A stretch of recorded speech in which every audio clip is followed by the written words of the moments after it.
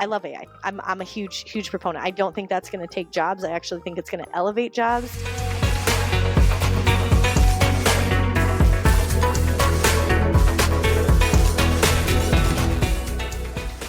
After you moved to Audit, you mentioned that you want to go with your adventure to finance, working at the first financial bank in USA. Why you move from tax to audit, public to private? Yeah, part of that was a little bit of a burnout. Like I mentioned, I felt like the profession needed to focus on some of these other things beyond compliance, right? So the business model and personnel and transformation and innovation.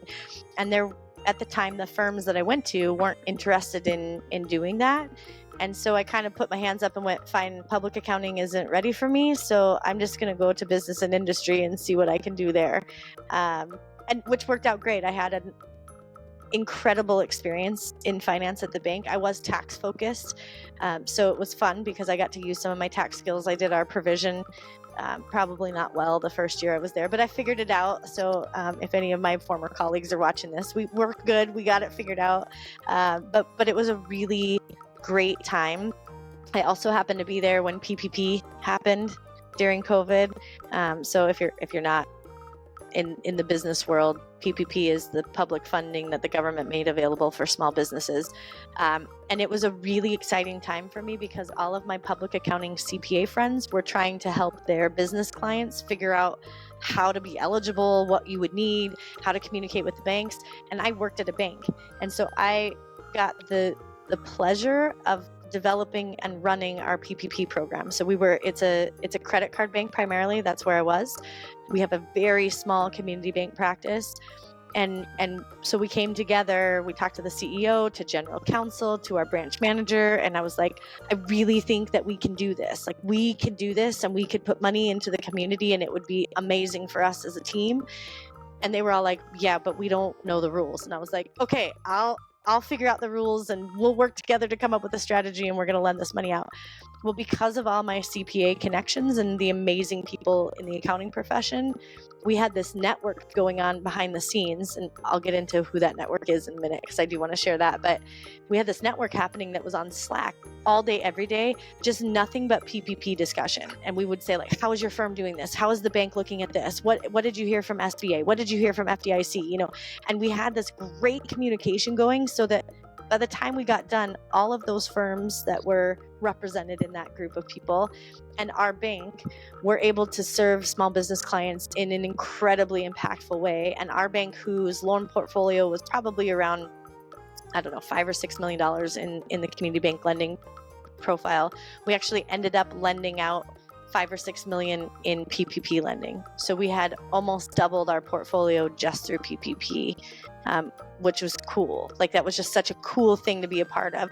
So while it wasn't ever my intention to go into business and industry, and I was in tax and finance, and that was like my focus, my role, I got the opportunity to do something really creative and really meaningful, and that was super cool. It was really cool to be a part of that. I feel like accounting to you is not just about numbers. It's not just about getting the jobs done. It's about how you impact people's life. Is that correct? Oh my gosh, spot on, Rosie. That's amazing. We need more people like you, and we just have more care about human interaction as well. When AI can just jump in anytime, any point to just take so much work from us. But it's a good thing. It's a good thing that AI comes in and then just help us all the low task assignments. It's super helpful. But what do you think about AI? What do you think about this profession with AI support at this time? So I love AI. I'm a huge fan of any tools that we can leverage in order for us to expand our focus on cognitive load. So in our firm, we're working on some AI tools. We're leveraging AI in the way that we do work. And we've had a lot of conversations around, how do we frame this? What does this mean to us? What should we be talking about from a profession standpoint? And I think my biggest thing with AI is, we've been through this before. It just wasn't called AI. It was called Excel. And the entire profession almost lost their minds that this new, electronic calculator was going to put us all out of business because it was going to do all these calculations in seconds that would take us weeks to figure out and do by hand and recheck and, contribute. The same thing happened when we went to digital tax software. Oh my gosh, what are our people going to work on? We're not going to need any new CPAs. The pipeline's too large and the work is too small. We're never going to have enough for them to do. And at every iteration of that, what we've discovered as a profession is that where we add value and where we have impact is at the highest cognitive functional level. So tools like AI that allow us to redirect our energies on that cognitive value delivery is so awesome. Like I love the idea that I can take things that are, I had to Google this, I had to put together an email for a client, I had to figure out what our planning strategy was going to be, all these things that are like not cognitively difficult, but very time consuming. And instead I can offload those and I can spend my time dreaming up how else we can impact the profession and change the business model and meet our colleagues where they are and get rid of charge hours and all the things that I think are fun and want to spend time on. Now I have the opportunity to do that even more because I can offload the things that are not really good uses of my time and don't add value for anyone, right? Like my client, who is in the internal firm now, they don't care if it took me 50 hours or 10 hours or 1 hour. What they care about is that when I delivered it, it meets the needs and outcomes and desires that they made very clear at the front end of that discussion. So the more time I can spend on connecting those dots, the more value I add. And it doesn't matter if ChatGPT gave me 5 opportunities to consider and I chose 3 of them, retooled them to make sense with what's important to my client, and then I delivered that, right? Like that's okay. That doesn't mean that like because it took me less time that it wasn't more value. It's actually more valuable. I spent more time on the things that mattered to them. And so I love AI. I'm a huge proponent. I don't think that's going to take jobs. I actually think it's going to elevate jobs. I think that people that are choosing accounting as a profession as high schoolers and college students are going to find that they add more value and have more impact on day one than they've ever had the opportunity to have. And that's super exciting to me. I mean, purpose on day one as a brand new person in an accounting firm or, at an organization. I mean, when has that ever been something that was potentially real? Right? Having an impact on day one, that's cool. That is super cool. So I love AI. That was a long-winded response to that, but that's a perfect response. I love it. You mentioned about impact profession. Is that why you love volunteering for the state society as well as AI CPA? Yeah, I mean, so volunteering is a tough thing, right? Because accounting, especially in your early years, is really demanding. And that's just because the technical upskilling takes time. It's just truth, right? There's so much happening, whether you're in tax or assurance or consulting or you're in business and industry or your government, no matter what component, you work in, the regulatory environment, the client needs, those are all always constantly pulling on you. So from a professional technical standpoint, it's just a heavy load when you're first entering the profession, and that's okay. I will say that volunteering adds that component of like really feeling like it matters because you get to see what everyone else in the profession is doing and you get to hear all the things that are happening and you get to feel like some of the decisions that you make or the ways that you contribute actually matter in a much bigger environment than just your small, team or firm or organization. You see it on a grander scale. So I think while I love to volunteer because it is fun, I also feel like my career is so much better because I volunteer, because I've learned so much in those roles. I mean, it's amazing. I am a better human because of the time I've spent volunteering, because of the other people that were involved. Can you share with our audience your volunteer positions right now? Ooh, I can. I need to think. So at the state level, I am on well, it maybe just changed, but I have historically been on the non-practice advisory council. So in South Dakota, for our state society, that means people who are not practicing in compliance, essentially. That was more of a carryover from my banking days. I think I still participate in that because I'm not client facing here, so still kind of similar. At the AICPA level, I am a member of the AICPA and Association Board, and I am a member of CIMA Council. So if you know nothing about the accounting profession, the AICPA and Association is our governing body. It's our association that we're all members of in order to practice here, especially as it relates to assurance.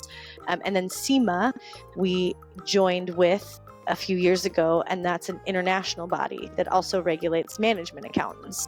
So people who are more in the B&I space. So I serve in both of those capacities. I just started on a national pipeline advisory group through the AICPA, so really talking about all of you and how we attract you to the profession and retain you to the profession. So that's relevant and exciting. And then I'm on a number of committees or I don't know what's task force that plan conferences. So where I met you, Rosie, AICPA Engage, I'm an Engage co-chair with 4 other amazing people from the profession. So I help plan that conference every year. And then I am on the Women's Initiatives, we call it Women's Global Leadership Summit through the AICPA, that conference that happens in November. I'm on that planning committee. And then I'm at the chair of the Digital CPA Advisory Board, and they plan the DCPA conference that happens in December. I think that's most of them. That's a lot.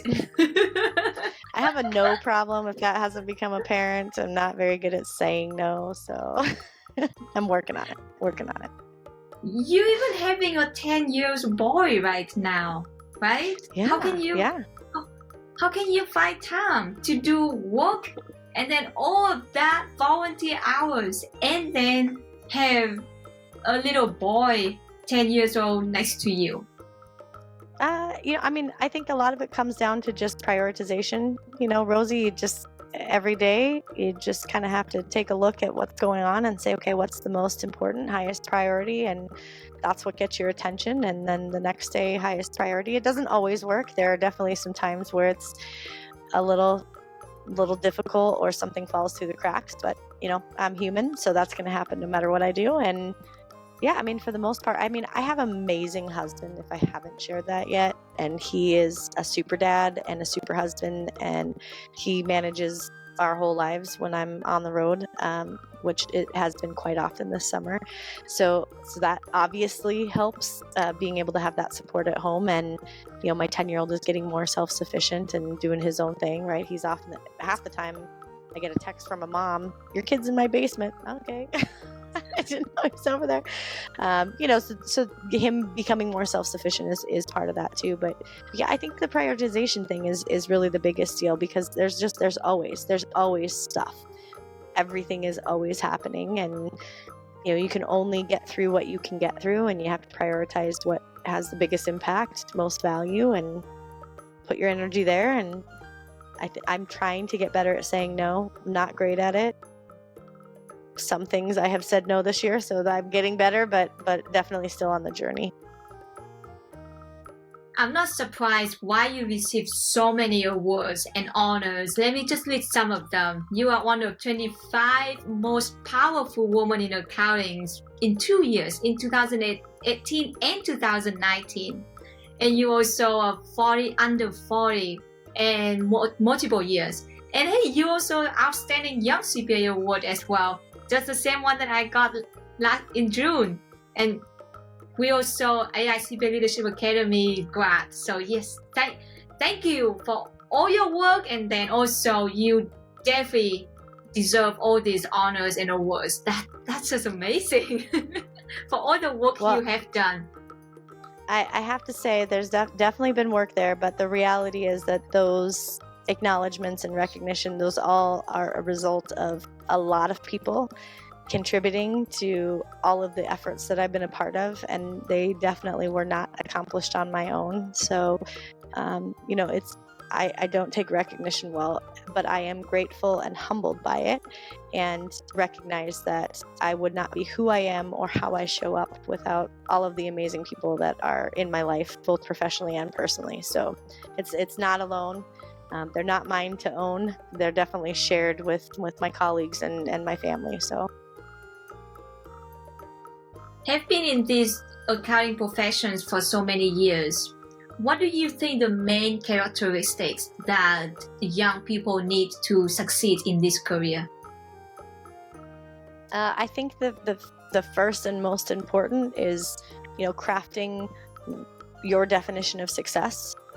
I think what happens in the accounting profession is historically, it used to be that there was sort of this mold, and you had to follow the mold, and that's how you would become what they term successful. And now things are shifting. So if you're thinking about this profession, really think about what it means for you to be successful, and then start asking for help to map that journey. The beautiful thing about the CPA profession is that it's old. So there's a lot of people in it, and there's a lot of people that have taken a lot of different routes. So you can always find someone that's done something similar to what you're interested in, and they can help you navigate those waterways, as you're coming through. So I think that's probably the number one thing I would think of, like what they need to know about coming in the profession. The other thing is, things are always changing. It's not just the accounting profession, it's every profession. Anything that you're going to choose as you're trying to figure out what to do with your life, just recognize that being really growth mindset focused, that things are going to change, that you can be agile, that you're going to be able to learn as you go. That's part of the process. If you come in with that mindset, it makes the change feel less awful. And I'm not going to say feel good, right? Because change is hard by itself if you believe all the hype word on the street. But you've been changing your whole life, right? I mean, up until the point you went to college. I mean, that in and of itself, think of how much has changed for you from the time you were 10 years old to the time that you're graduating from college. It will be the same for you when you go into the profession. So just being open to that and recognizing that, it's the same as it's always been. Change all the time. Change all the time. Even today and tomorrow, there's a change. Not just talking about years. So those tips are really good for young CPAs or young accountants. But as being a mom as well, and as being a CPA, can you provide some tips for moms who are struggling to be a mom and also struggling to be a CPA at the same time? Yeah, I mean, the best advice is don't take anyone's advice. Everyone has good intentions, but they're not you, and they're not living your life. So, no, I mean that's said tongue in cheek, but I think, for any mom that is also a CPA, your kids are number one priority. Your family, your husband, your partner, whatever that family structure is. At the end of the day, they're your center, and work will come and go, and no one is going to die, and no one is going to lose a limb based on work, or at least the work in the true accounting profession. If you really are doing accounting, no one is going to lose their life as a result of what you're working on. And so, really keeping that family focus. And I have not done that well in some parts of my life, and other times I've done it really well. And so it's, I think just trying to keep that in the forefront of, you can design the career and the opportunities that matter to you, and also be a mom. You may not be able to follow the path of someone else who didn't have the same structure at home that you do, and that's okay. I mean, it just has to be something that you're thinking about, of what feels right for you, and that's what you should go after, and you don't need to worry about what anyone else is doing. That's difficult, to not worry about anyone else's thoughts or anyone else's opinions. That's very difficult. Even not being a mom, just being a normal human being, that's tough. Yeah, I mean, and there's a balance, right? I mean, it does matter what your boss thinks of your performance. I think that does matter. But I think just the success piece of that, I think we put so much pressure on young CPAs to become a partner or become a CFO or become this or become that. And the reality is, like, there's so many opportunities, and you get to define what feels right and successful for you. And I believe the profession is shifting to support all of that, where you have leaders that say, you know what, Rosie, if you don't want to be a partner, what do you want to be? And you may say, well, I want to be the director of innovation. And they say, cool. How can we make that a possibility for you? And what do you want to do in order to create that for yourself? That's a totally different mindset than coming in and saying, okay, well, if I'm an accountant, I have to be a partner. If I start in a CPA firm, I better make partner. Maybe partner doesn't feel good to you. Maybe you don't want to own the firm. Maybe you want to do something different within the firm. You should be able to, like, take that opportunity to say, that's okay. Let's have those conversations, because the leaders in today's accounting profession are willing and ready to hear those things from you, which is exciting. I agree. It is exciting to just figure out what you really want inside and then to make it happen. Sometimes it's struggling to everyone. Even you just start your career or you have been in the career for many years, you still try to figure out what you really want to do for your life. Yeah, I mean, I ask myself every day, what do I want to do when I grow up? I don't know. If you would have asked me 8 years ago what I would be doing now, I don't think my answer would have been what I'm doing now, because what I thought 8 years ago, I mean, I could have never imagined that this is where the journey would take me. So, but that's part of the fun and the joy. It is that you just wake up one morning and go, look at where I got. That's kind of crazy.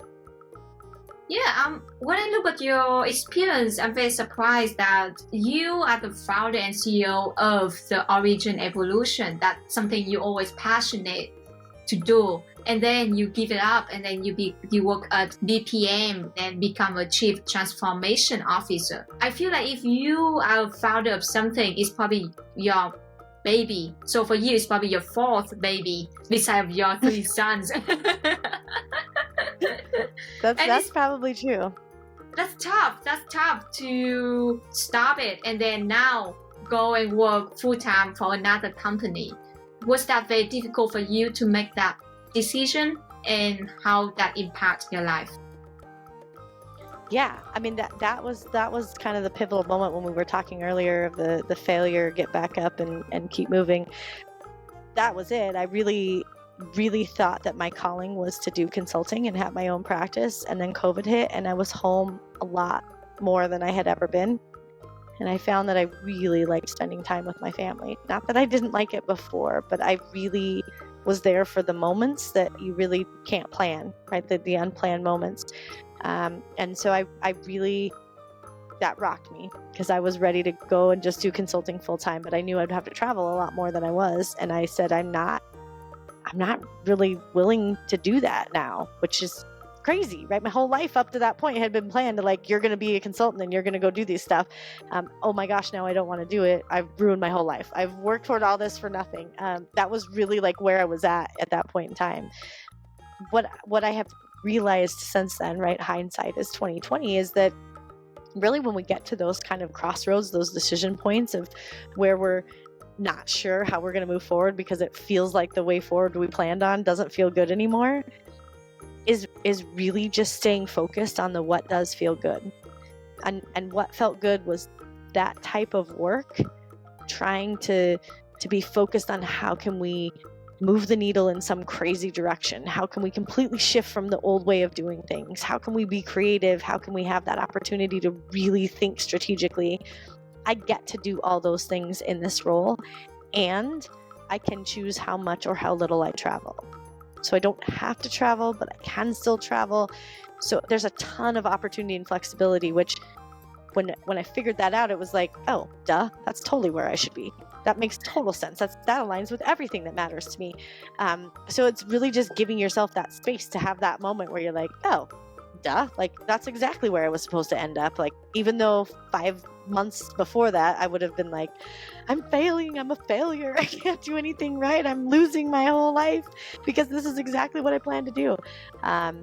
Yeah, so those are those moments are kind of when you look back at them, those fun moments where you go, wow, I can't believe I was crying over that because I'm so happy now. I feel so comfortable and confident in my role. Like, I can't believe I wasn't gonna go that route. I was gonna be over there doing that. So it's kind of unique, but really fun.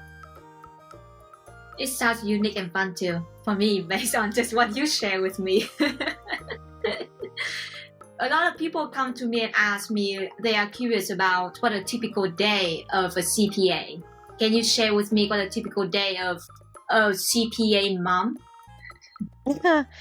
I'm not sure. It's probably not typical for a CPA or a CPA mom because I'm not doing accounting work anymore, just in the accounting profession.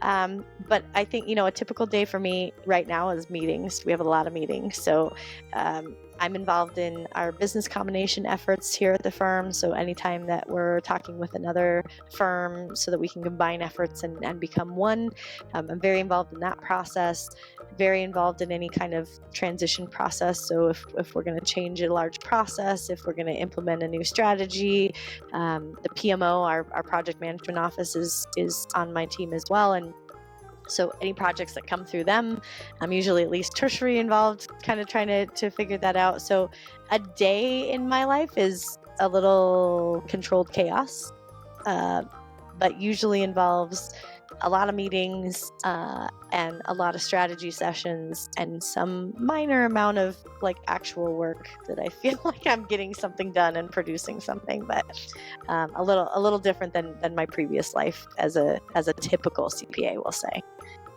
Yeah, we touch a lot of different things about the CPA as long as accounting profession, and you did also mention a lot of good things about being a CPA and how rewarding the CPA license gives you. I'm just curious if you can just sum up to a few 1 to 3 main points that you think the best things about being a CPA and the most challenging things about being a CPA. Ooh, okay, so best thing, like number one thing is credibility. I feel like the CPA designation is almost like an immediate trust factor for most people, even outside the profession. Having those 3 letters after your name seems like an all-access pass to have a little bit of a more trusted conversation. So that's number one for me. Number 2 is flexibility. Again, I think that it is seen as a broad breadth of knowledge if you have your CPA, and that allows you to get access to other opportunities that a non-CPA might not get access to, like creating your own job description, right? Like that's I firmly believe that is related to having the designation of CPA. And I think the third best thing about being a CPA is the network. So you mentioned Leadership Academy earlier, and I am a 2015 Leadership Academy grad, and I absolutely adore that network. I spend a ton of time with those peeps. They're amazing.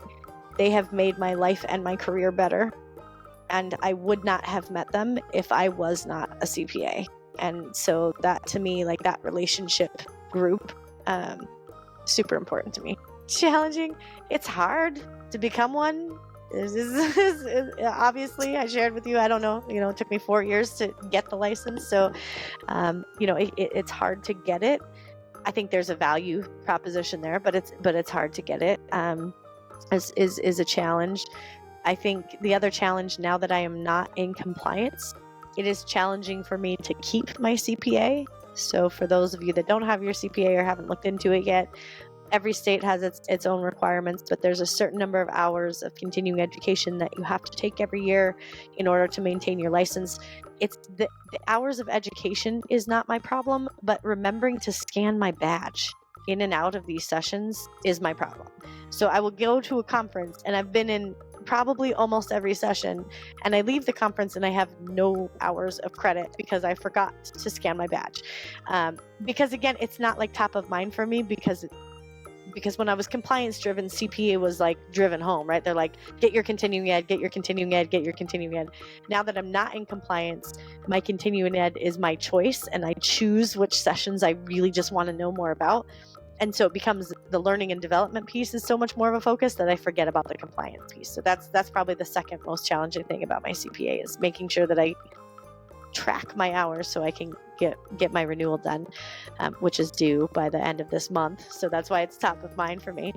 And the third thing that I think is challenging about your CPA is just the assumptions that are made. I think, Rosie, you might know this because you were in audit and then switched to tax, and before that you were in B&I. But it's assumed that CPA means tax. So you have like a million people that ask you a million tax questions, and you may or may not practice tax. And then when you're like, well, I'm not sure, I don't know, they think that you're not really a CPA because that's what they associate being a CPA with. So that's probably the third most challenging thing is sort of the brand around CPA, I think is still probably pretty tax heavy.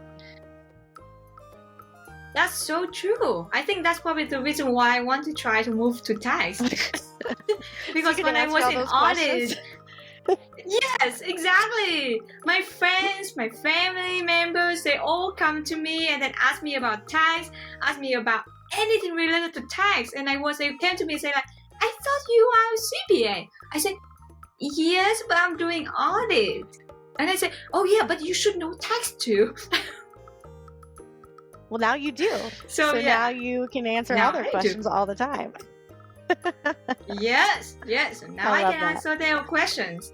Oh, that's just so crazy when I was doing audit.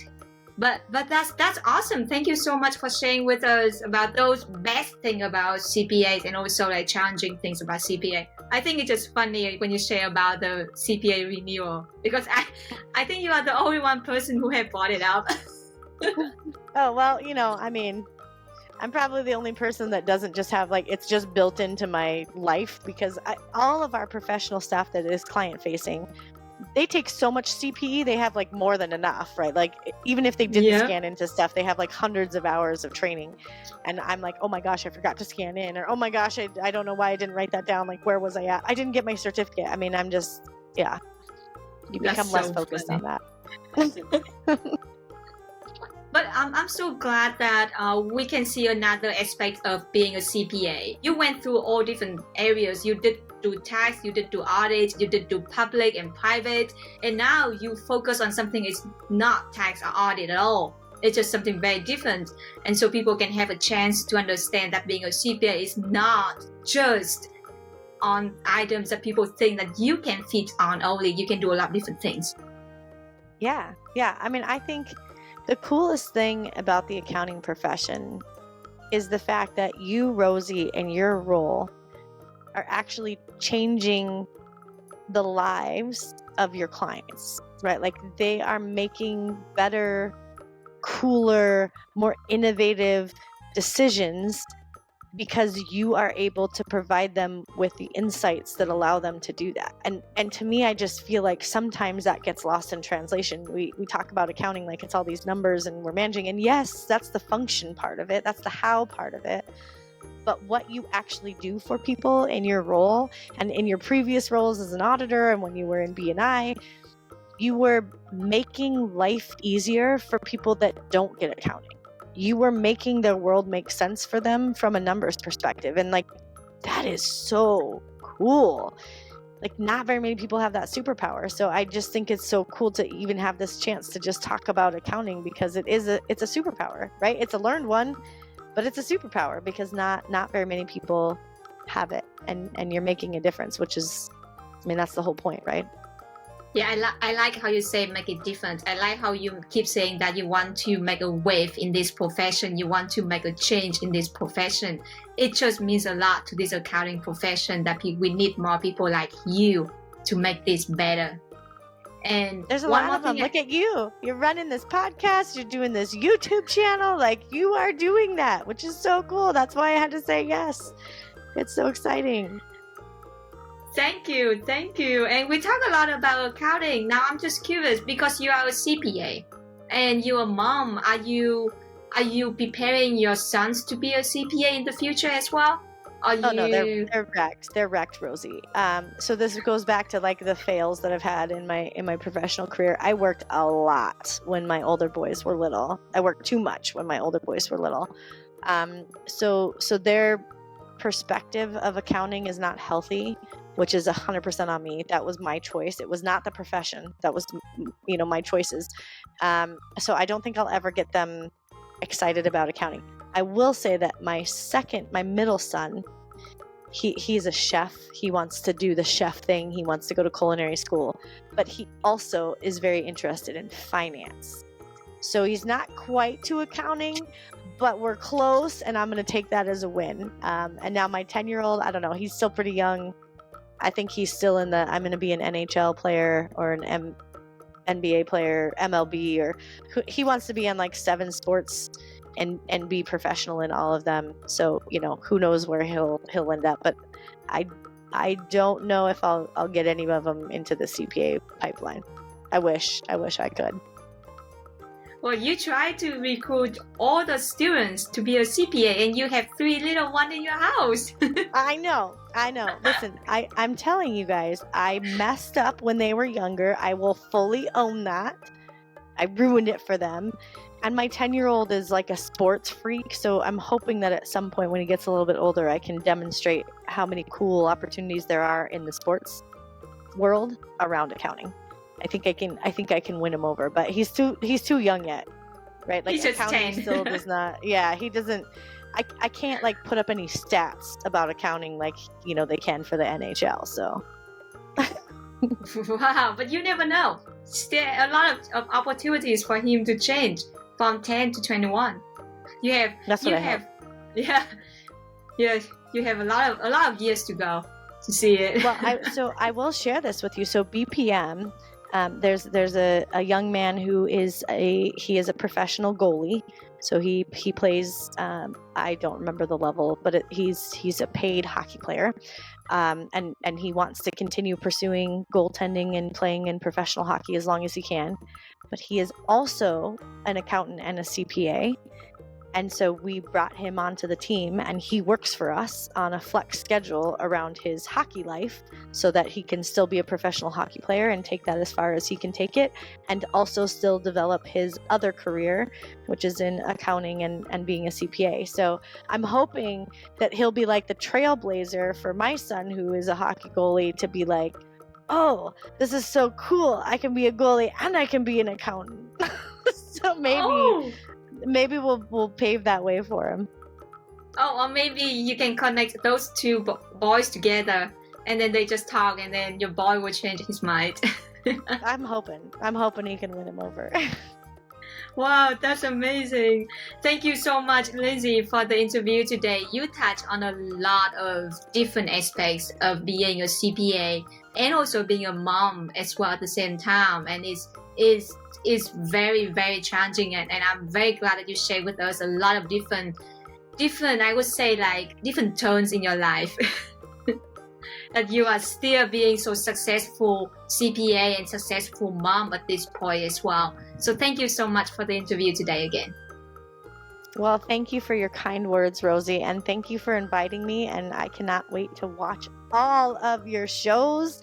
You have some really amazing guests that I know that you've asked and have said yes, so I'm really excited to see all your shows coming out.